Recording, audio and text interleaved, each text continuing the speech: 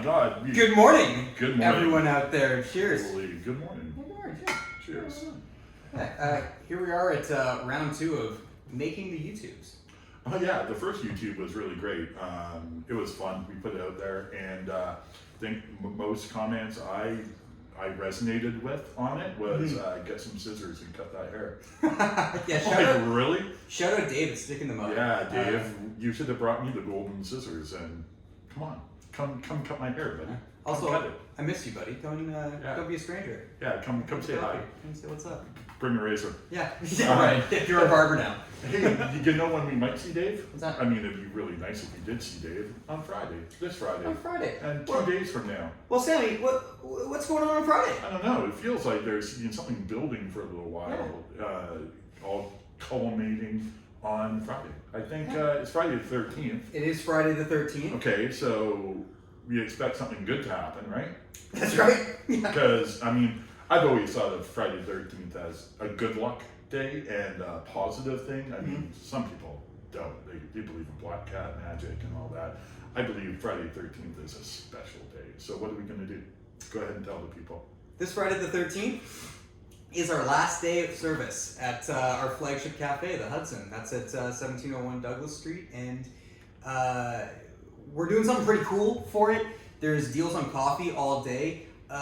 Long time aficionados of 2% Jazz will remember the deal of the decade. At this point, was a $2 Americano. The $2 Americano. We're bringing it back, baby. It's happening all day long. $2. But only for one day. Only for one day. Only for one day. Yeah, It's a special day. It's Friday the 13th. That's right. You need a $2 Americano. Maybe we should do that every Friday the 13th. Yeah. From now on in. At Hudson. The Hudson. Oh, the new owners will be really. Yeah, they'll be stoked on that. Which we also don't know who is going in there, so we're just joshing. We're we don't know what's going on. Spitballing. $2 Americano, $2 espresso, $3 macchiato, $4 cappuccino, $5 latte, $6 mocha. Come and get it while it's cheap. We're also doing coffee is really at wholesale prices. Wholesale prices, yeah. So we're doing so you get a 12-ounce pack of coffee for $12. It's espresso and Hudson. And we're doing our single origin lineup and decaf coffee for $12.50. So I want to see people walking out there with big armfuls of coffee. I want to be panic calling the roaster to get some more stuff in. $12 for 12 ounces. I mean, I'm not very smart, but that's like almost $1 an ounce. It's almost exactly $1. Whoa, an ounce. Yeah. That feels like a pretty good deal. It's a pretty good deal. It feels like a solid number. Yeah, we used to shout out Moja Coffee in North Vancouver. I worked there at this point over 11, 12 years ago. Yeah. Oh my God, the ravages of time.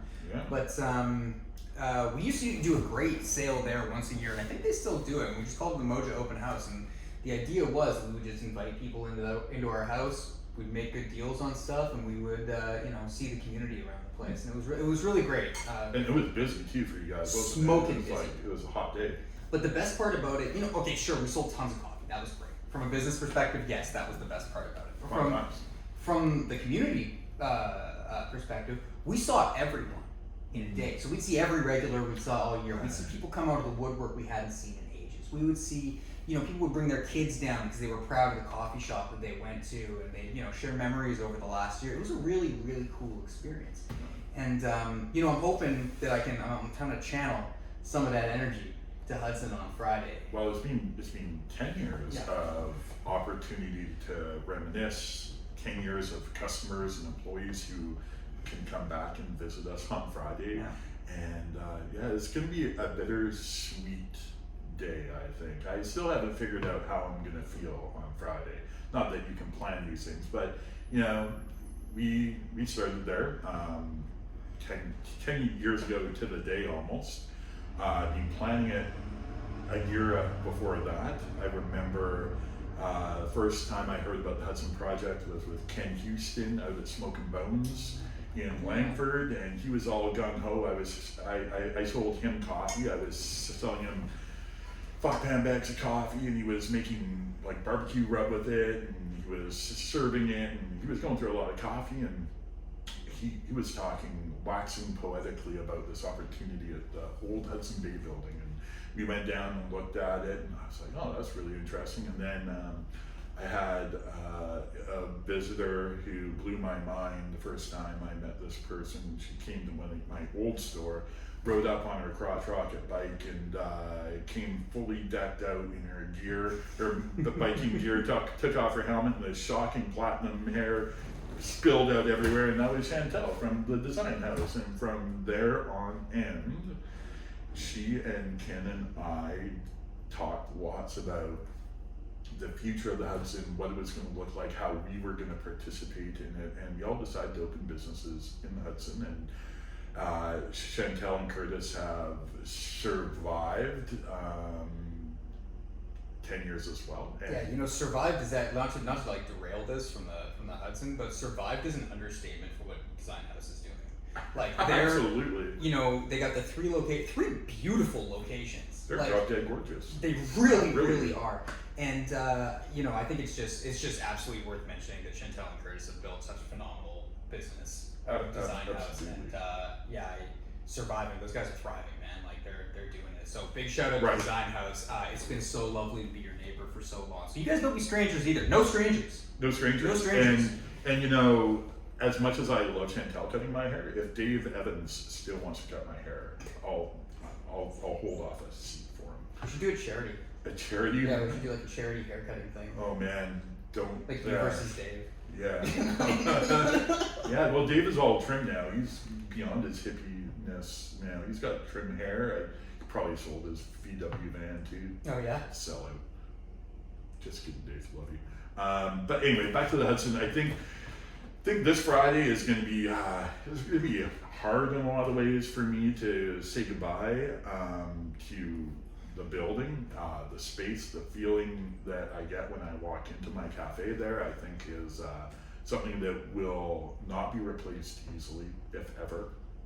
However, I also feel like it's a really happy moment. I think I'm going to be more happy than sad because I really love the opportunities that are coming our way. 2% Jazz over the pandemic at least we've had a chance to rethink our business strategy, think about what makes all of us personally happy. Like, it doesn't mean that I have to be happy, but how do we make everybody as happy as we can? And it's just, actually, you have to run your business a little bit differently these days in order to make that happen. And I'm all about that. I think it's high time that 2% Jazz grew beyond the Hudson. I think that the Hudson was really great part of 2% Jazz history, and those who have only been to the Hudson may have not realized that there's a lot of years before the Hudson that built 2% Jazz. Yeah, that's true. I mean, we've been open for 26 years in various forms, and the Hudson has only been the last 10, right? So, but in those last 10 years, what the Hudson has been able to provide is some real maturity to the 2% Jazz brand, I think. And for that, I will always have a soft spot in my heart for the Hudson building, and the people who made that happen will always be important, and I'll be very grateful and thankful to everyone who helped mature the brand to where it is now. But now is the exciting part. Now we've outgrown the Hudson. We can't roast coffee, and you can maybe speak more to the roasting side of things, but what I'll say about that is we've outgrown the space because our wholesale has really grown. Our own cafes with Sequoia and Hillside Avenue, our location there, have grown and have gone through so much more coffee that we just can't physically produce enough coffee out of that one space. And all of our wholesale clients too. Like, I mean, you gotta the success of the wholesale program at 2% Jazz really rests on the success of our clients, right? Like, we can't roast coffee in the volume that we're roasting coffee without Picnic Coffee crushing it. Right? We can't roast coffee in the volume that we're roasting coffee without Savory Cafe crushing it. Right? Without the success story that's been Sequoia. Without shout out Sturdy's Bakery. You guys are whipping through coffee. Like that is awesome stuff, right? And so it's I could just roast a bunch of coffee and kick around and hope it was gonna move off the shelf. But it's moving off the shelf due to the success of other people moving it too. And you know what? Like, that shared success is so beautiful. And it's you guys who have helped us grow to this point that we can take this this phenomenal step forward, rethink our business, double down on what really, really works, and continue to serve a community that's been so good to us. That's what makes me feel good, to be honest. Yeah, absolutely. I'm like, Hudson's a cool thing for me. So I moved over here from Vancouver in 2012, and I have the dubious honor of only ever holding one full-time job in Victoria. And it's been 2% jazz. Oh! Yes, it is. I thought you were going to say something else. Oh, yeah, but it's somewhere else. No, I thought you were moonlighting. Yeah, right. So I was working for, I work for Mojo Coffee, but I work for a ton of different cafes in Vancouver, and I was working for Sammy Piccolo at Prado. He's looking good, by the way. He is looking good. Have you seen his Instagram lately? Yeah, he's got like the final countdown lifting weights. Yeah, the man is fucking jacked. He's jacked. Shit. Shout out Sammy Piccolo. Yeah, way to be healthy. So I was working for Sammy at a cafe called Prado on Commercial Drive that he had just bought. And now Prado's big too. Prado's got 3 or 4 locations, I think. Now. As far as I know. I wish I was wearing my Spade hat today. R.I.P. Spade. But glad you're wearing your 2%. I'm glad I'm wearing my 2% jazz. You really tell where I work. I wish I could find my 2% jazz hat. I might have to go online and order another one. Check out our online store. But yeah, so Sammy called Sammy in Victoria when I said I was moving over. He gave me the recommendation. I remember coming over for, I was coming over to scope it out because I was going to UVic. And I just wanted to see what the lay of the land was and see what the apartment I was living in was going to be. And I've been going to 2% for years because I've been coming over for Ska Festival. I have friends and family in Victoria. So the Ska Festival is really why, Yeah. And I've been drinking 2% jazz coffee for a while. It was a big stop every time I came over.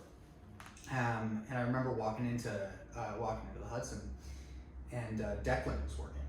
Oh man, yeah. Declan, thank you. And Declan was working. Declan, I walked in and I said, "Hey, my name's Tristan Bacon. I'm looking for Sam Jones." And Declan looked up and said, "Oh, you're Tristan who works here." Oh. Yeah, and I was like, "Oh, well, that was an easy interview process." Yeah, so that's how we do things at 2% yeah. Jazz. We do it clairvoyantly. Yeah, it was just there, and the rest is kind of history. And I think it's really special with the 10 years that I've been at 2%. I turned 10 in September here. Wow. The 10 years that I've been at 2% Jazz Coffee are the 10 years that Hudson was here. Yeah. And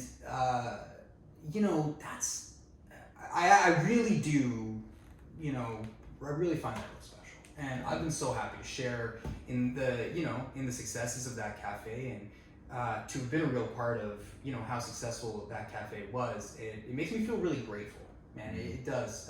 To you, to 2%, to all the staff and customers, and the community. Really, it's it's the same thing as the wholesale program. Like, I can't just bust out cappuccinos all day for no one. Yeah. Right? People have to walk in through the door and support us, and they have to come back, and they have to tell their friends about this dope cafe that they love down the block. And it's emotional, but it's happy emotional.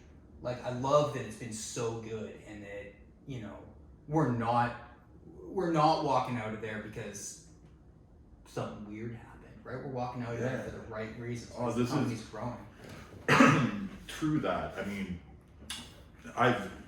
the word's been out now for a little while that there's some changes going on. The fact that the Hudson is closing has kind of a scary kind of ring to it. Yeah. Especially when you hear it from other people, third party, and you hear it come back to you that, oh, the Hudson's closing, everything okay? I mean, oh, I'm so sorry. It's like, well, actually, I'm so happy that it is closing because it's immediately opened up so many more opportunities. There's always struggles, as there is with any location you're going to get. You're going to have their own unique struggles and golden moments, and the Hudson certainly has had both. And as soon as I knew I wasn't going to be at the Hudson anymore, I just felt this weight lifted off me. Not a real negative weight, but just that the burden of carrying a building and a complex relationship like that for so long, and thinking about carrying it into the future under different circumstances, different business models, it just wasn't feeling very good to me at the moment. And so when I when we pulled the plug on Hudson, it just felt like this release was amazing, and all of a sudden, all these opportunities I knew were going to come up. As soon as you close one door, you're going to open up several more, right? That's just how it works, and this is exactly how this has worked, and I knew it would. I bought a building, so 2% Jazz now owns its own building where the coffee roastery is, so we have the capacity to grow 2% Jazz the way we want to grow 2% Jazz, so we can support the community in ways that we weren't able to before. And that's the roaster piece of it, really, and that's expanded, and we've already done that piece. So that's already done. The Hudson isn't even close. The roaster is out of the Hudson. It's just a little cafe now. And now it's just a little cafe, and it means something to everyone. Everyone has their own memories of it, their own attachments to it, whether you're a customer, ex-employee, current employee, the owner of it. We all have our attachments to it, but at the same time, it's just a cafe. Yeah. And we've got the potential to open up several more cafes in the downtown area that we wouldn't have if we had the Hudson. I wouldn't want to put more cafes downtown with the Hudson already being there. It feels like Victoria's already saturated with great coffee. There's great coffee on every block you look down in Victoria. You can find really good craft homemade coffee. It's a saturated market. So for me, I don't want to oversaturate that market with having too many coffee shops downtown myself. I don't want to take that away from other people in the industry either. So closing the Hudson, which is a massive space, and the opportunity to be opening up a couple much smaller, more useful, more utilitarian, more characterful spaces that gives me fire. I love the growth opportunity that we have now. By shrinking a little bit for the moment, gives us such a great opportunity to expand in new ways that have been only conceived of in the last couple of years. Yeah. I really feel that 2% Jazz has a new path, and it's super positive, and we're going to be around for another 26 years. Yeah, I agree. Yeah, for sure. This one coffee shop certainly isn't all of 2% Jazz's 26 years. We're a deep company with lots of history, lots of experience, lots of connection to the community, and I think what I really wanted to get across today to people who may be listening, like my mom, probably the only one, but That's all. that's okay. That's all. I just wanted to tell my mom, don't worry, I'm okay. We're not closing for any bad reasons, Mom. This is all for the betterment of 2% Jazz and Sequoia Coffee as well. And don't forget, we got our location on Hillside Avenue. That's right. Full Kitchen, which is our food program is really kicked up. We're available for in-house seating, in-house dining. Breakfast and lunch is available anytime there. The coffee program is wonderful. You can pick up all your whole bean coffee at the Hillside location. But something that I think that a lot of people downtown don't realize, that we also own Sequoia Coffee as well. Yeah, that's right. Yeah. And Sequoia Coffee has two locations. One right downtown in the heart of everything in the Provincial Museum. I don't know if everyone knows where the Provincial Museum is downtown, but it's right in the harbor. There's a bunch of wooden, beautiful carved doors down one side of the museum. You can just walk right through those doors now and walk in for free, walk into the museum for free, buy a coffee, and have the most beautiful room to enjoy that coffee. And it's amazing. And I think that a lot of downtown employees forget that it's there because it is tucked inside a building. Yeah. But for those of you who come to the Hudson and can't make it to Hillside, go the other way. Go further downtown and go to the museum. Go check it out. So maybe this is a good time for this. What if you had to think, and you had to be you had to make the choice? You got 3 favorite moments from Hudson over the last 10 years? 3 favorite moments. Yeah. Oh, way to put me on the spot on Yeah, that. I'm doing it. Yeah, the first moment was maybe being there with my whole family. I have a picture of this. It was before we even started construction, and we're all standing outside the front doors, and Juniper was a baby community. Peter was a young punk, and Khalil was just a preteen, I think. It was crazy. It was so long ago now.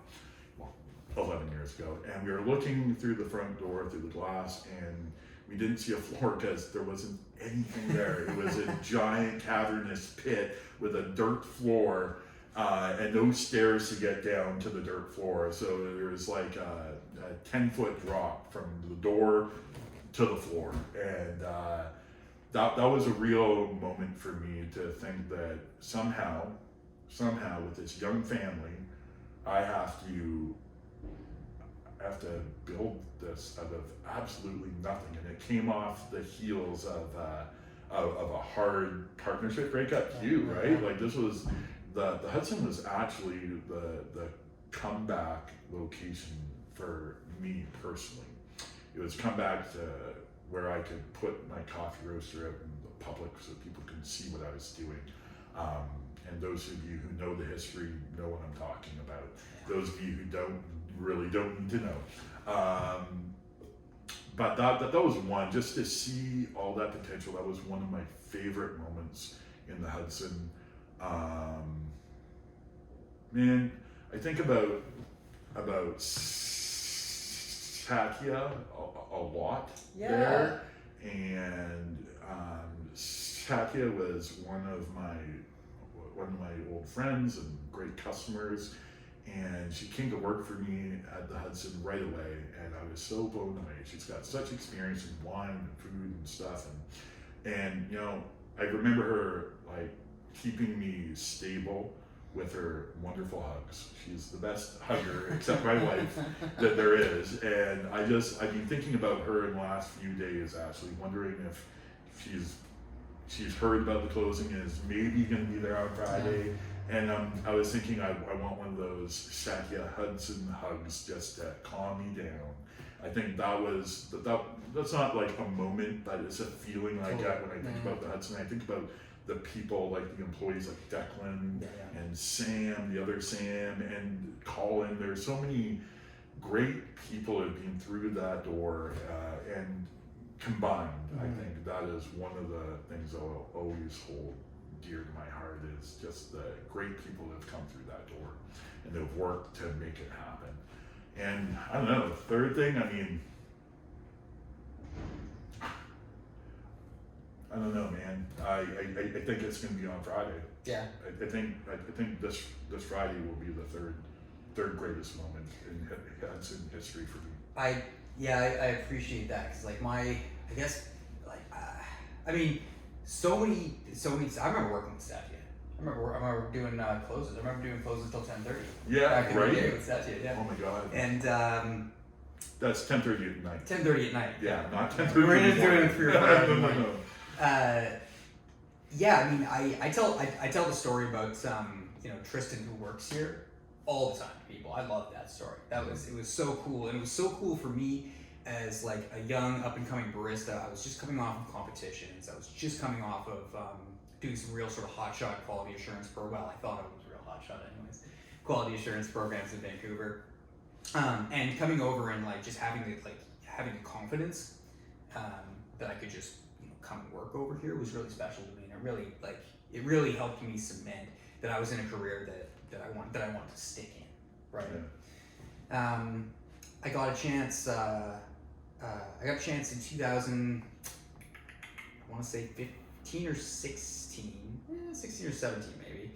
I used to be really involved in the theater, and Sam gave me the cafe over the Fringe Festival to do a project that I had been writing in different ways for maybe 6 to 10 years leading up to that project. We called it Cafe Soap Operas, and it was an episodic sitcom set at 2% jazz from the point of view of the barista behind the counter. And we did a sold out 2-show-a-night run at the Fringe Festival. 70 people in the cafe watching us make jokes, crack one-liners, and bang out little cups of coffee.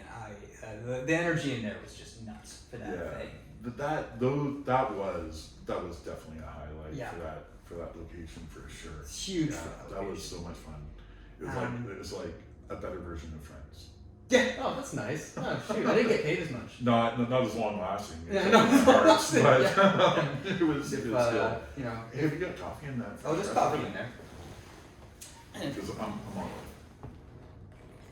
So today, if you guys are interested, we're drinking brand new single origin coffee that we just put out. This is an Ethiopian coffee.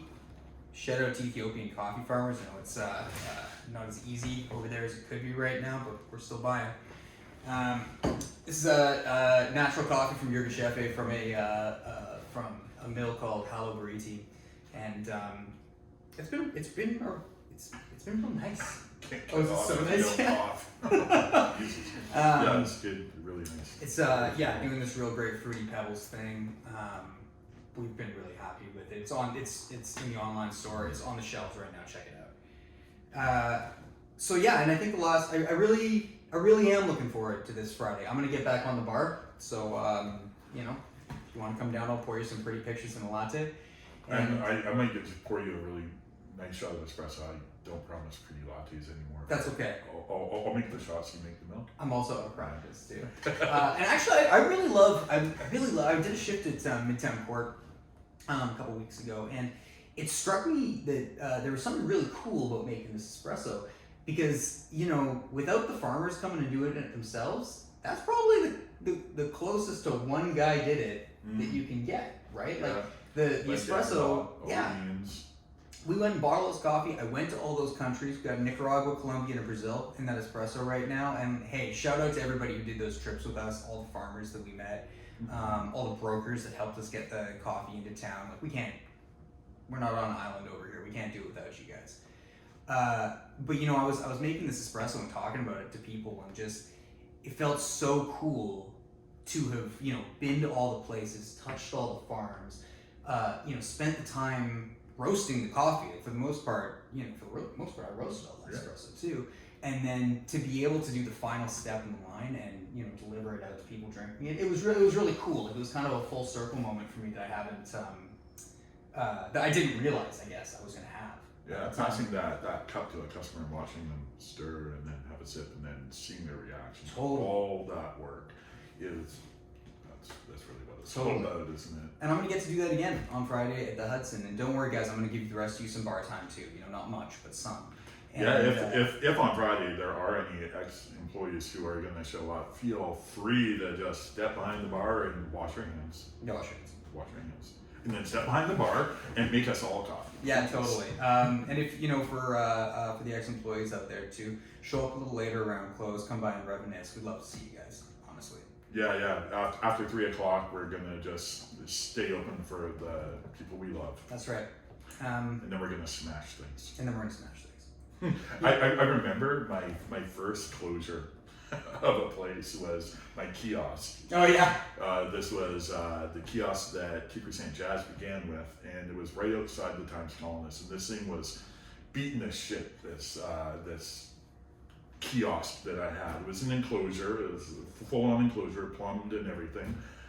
And I thought, I'm just gonna tear it down. It's gonna be easy. Me and my then employee, Jean-Francois, we showed up with a 26-year-old vodka, I think, and sledgehammers, and we figured that we could just knock this thing down like a card house, because we had worked in it forever, and from the inside it felt like it was flimsy and really like it wouldn't take much to blow it down. But man, we spent all day trying to knock this down, and I'll never close a place like that again. That was very silly, and I wish I would have saved a bit of that kiosk maybe, but we smashed our first closing. And I don't think I'm going to do that with the Hudson. No. Are we going to do it? Should I bring a sledgehammer just in case? Yeah, maybe it's ceremonial now. Ceremonial, yeah. Smash one thing, like a cup maybe? Yeah, actually, yeah. Maybe smash an espresso cup on the bar with a hammer? Yeah, I think that's maybe good. that would be slightly reminiscent of some of those 2% jazz cups, they'll just actually turn to powder when you smash them. Yeah, they're equally as old as us now. So, we want to see you guys down at the Hudson on Friday. We want to see the community. We want you guys to come down and share some thoughts. And I hope you've I hope you're inspired to do that by listening to us ramble about it for a little bit here, and you know, it's probably as good a place as any to say, hey, we love you. Yeah. Well, we want you to come down. We want to see you. If you don't, we won't hold it against you. Come and visit elsewhere, and well, I will hold it against you. yeah, And you definitely know who you are, but if you don't show up, it's Dave Evans. it is Evans with scissors. Thanks so much, guys. It's always a pleasure. We'll be back here next Wednesday, whether you like it or not, and you know, hope to see you on Friday. Yeah, happy Wednesday. See you on Friday. And if you have any stories you want to share with us about the Hudson, now's the time to do it. You'll make me cry. Yeah. Cheers. Cheers. Be nice, everybody.